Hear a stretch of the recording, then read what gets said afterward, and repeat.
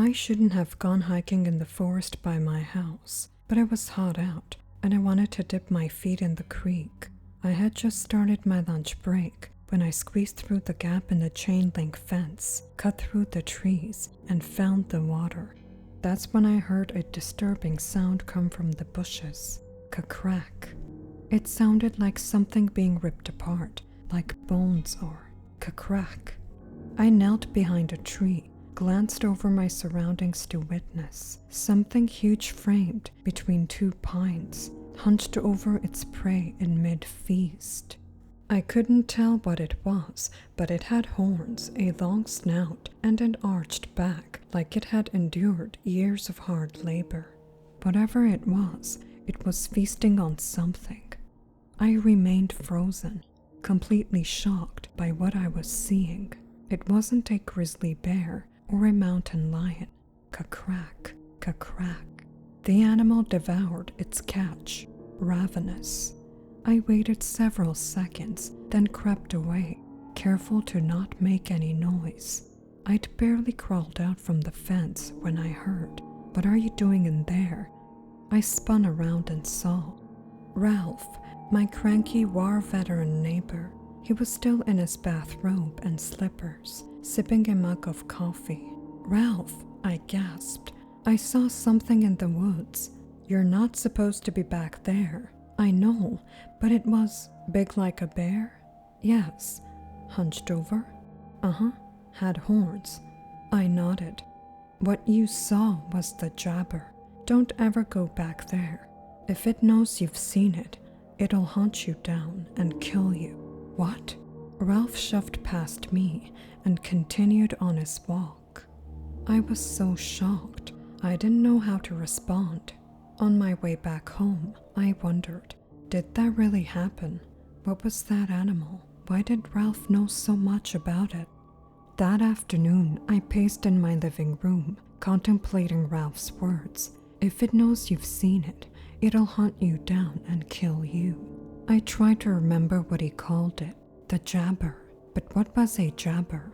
I remembered the stories from my childhood, a legend forced on us kids to make us compliant. I rushed to my office, started searching online. I was shocked to see thousands of gruesome, horrifying pictures. Each in some way looked like a cross between a wolf and a wendigo. Beneath one photo was the text, "Old Wintu Legend." This specific picture looked like the creature I saw, but it couldn't be possible. These things weren't real, right? The next morning, I visited the Historical Society. I wanted to ask the owners about this animal. The place was run by an old Wintu named Whitehorn. I found him in the back organizing books. "Excuse me, sir," I said, trying not to appear desperate. "I'm looking for information on an old Wintu legend." "Ah, yes, very popular subject." Whitehorn set down his book. "Which legend?" "The jabber." As soon as the words left my mouth, his eyes narrowed. "What did you say? The jabber?" His eyes turned cold, with an expression more serious than death. "Did it see you?" "No." "Does it know you're looking for it?" "I don't think so." He shoved me to the door. "Wait, I want to know." "Go home and pray. It never finds you." Bam! He shut the door after me, flipped the sign to closed. That night, while sautéing dinner and ruminating over the day's events, I heard my sliding door open. Ka-creak, my body tensed. I reached for a knife. Ka-creak. I poked my head into the living room. It was Ralph. "Ralph, what are you?" "Sit down." He had a shotgun in his arms. "Why do you have a gun?" "I need to tell you something." We moved into the garage. Ralph made sure the door was locked and the windows covered. He spoke in frightened whispers, like he'd been keeping a secret for years and was about to explode. "What I'm about to say cannot leave this room. Understand?" I nodded vigorously. "It's about the thing you saw." He paused. Years ago, this place used to be Wintu country. When the white man came and drove the people away, something evil took their place. The Jabber? Just hearing the name made Ralph flinch. This creature lives in the woods. It's a manifestation of the Wintu's hate.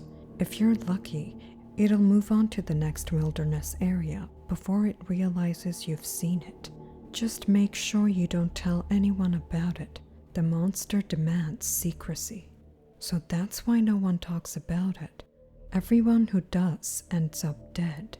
If the Jabber knows you've seen it, it'll kill you. Why hasn't it hurt you? Ralph smirked and lifted his shirt to expose a nasty scar. It tried once, but I gave it a headache it never forgot. He tapped the shotgun at his side. But here's the real secret. He pulled a purple crystal out of his pocket. An old friend gave me this. It wards off evil spirits. He offered it to me. I keep them all over the house. Seems like you'll be needing some now. After we finished talking, I let Ralph out the back. He pressed a finger to his lips. Remember, stay quiet. We don't need any more problems in the community. Any more problems? I thought. How has this thing lived here for so long? How have I just now seen it? Ralph waved goodbye and meandered down the street. I watched him disappear, then returned to my kitchen, finished dinner, and got ready for bed. Around 10 p.m., I heard a blood-chilling scream, then a gunshot. I raced outside to find neighbors scrambling up and down our street. I swiveled my gaze to each house. Then I saw it. An ambulance parked outside Ralph's place. I rushed over to June, my next-door neighbor. She was clutching her chest, petrified beyond belief. I don't know what happened. I heard Ralph rambling about something. Then he shot himself. I noticed she was wearing a necklace with a large purple crystal, an amethyst. I reached into my pocket, pulled out the gem Ralph had given me. Coroners emerged from Ralph's house, pushing a cart with the body back. I couldn't believe it. I had just talked with him. He didn't seem suicidal. After consoling June, I crept back into my driveway, mortified. I glanced back at Ralph's house, sorrow filling my lungs. I could see something on the roof, almost hidden in the shadows. I could barely make it out, but I swear it had large horns, a hunched back, and a long snout.